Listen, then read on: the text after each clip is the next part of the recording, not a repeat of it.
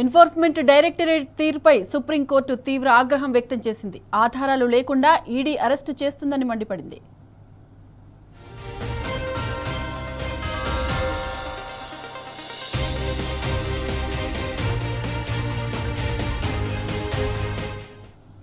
Enforcement directorate తీరుపై supreme court తీవ్ర ఆగ్రహం వ్యక్తం చేసింది. ఆధారాలు లేకుండా ఈడీ అరెస్టు చేస్తుందని మండిపడింది. ఇక ఇదే అంశానికి సంబంధించిన పూర్తి డీటెయిల్స్ మా ప్రతినిధి లివిల్ అందిస్తారు. లివిల్ చెప్పండి. ఇవాళ ఏదైతే ఛత్తీస్గఢ్ సంబంధించి లిక్కర్ కేసు వ్యవహారంలో సుప్రీంకోర్టు తీవ్ర ఆగ్రహం వ్యక్తం చేసింది.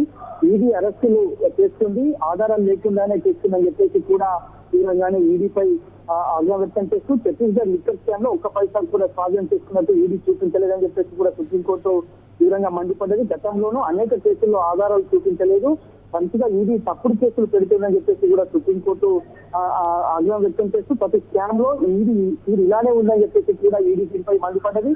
గతంలో ఏదైతే అనేక సందర్భాల్లో కూడా ఈడీ విచారణకు సంబంధించి అనేక అవకతవకలు జరిగినాయి. ఈడీ అనేకంగా అంటే ఈడీ తానకు స్వయం ప్రతిపత్తి హోదా ఉన్నప్పటికీ కేంద్ర ప్రభుత్వం చెప్పు చేతుల్లో నడుస్తుందని చెప్పేసి కూడా సుప్రీంకోర్టులో గతంలో చెప్పింది. దానికి అనుగుణంగానే ఇవాళ కూడా మరొకసారి అదే విధంగా సుప్రీంకోర్టు సీరియస్ అయింది.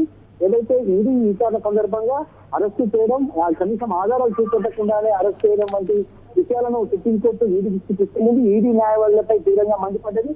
ఆ ఈడీ గతంలో కూడా అనేక మందిని అరెస్ట్ చేసింది. అరెస్ట్ చేయడంతో పాటు ఎలాంటి ఆధారాలు చూపలేదు అనేది కూడా ప్రధానంగా అభియోగాలు మోపిందని చెప్పేసి కూడా ఇవాళ ప్రధానంగా సుప్రీంకోర్టు ఈడీకి సంబంధించిన అధికారులపై, ఈడీకి సంబంధించిన వారిపై మండిపడ్డది.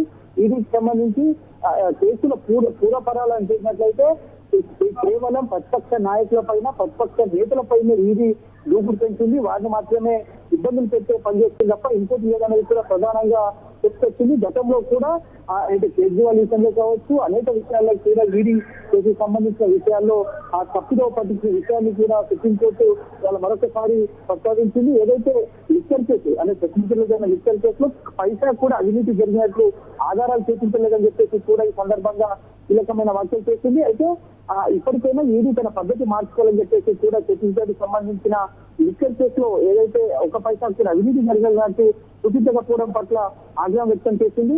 మొత్తానికి ఈడీ అనేది కూడా కేవలం ప్రతిపక్ష నాయకులు, ప్రతిపక్ష పార్టీలపైనే ప్రతాపం చెప్తుంది. అది కేంద్ర ప్రభుత్వంలో పెద్దలు చెప్పినట్లుగానే ఈడీ వ్యవహరిస్తుందనేది కూడా ప్రధానంగా అభియోగం వచ్చినట్లు కూడా ఈ సందర్భంగా ప్రధానంగా చెప్పుకొచ్చింది. సాయి మాధవి. రైట్ లివిల్, థ్యాంక్ యూ.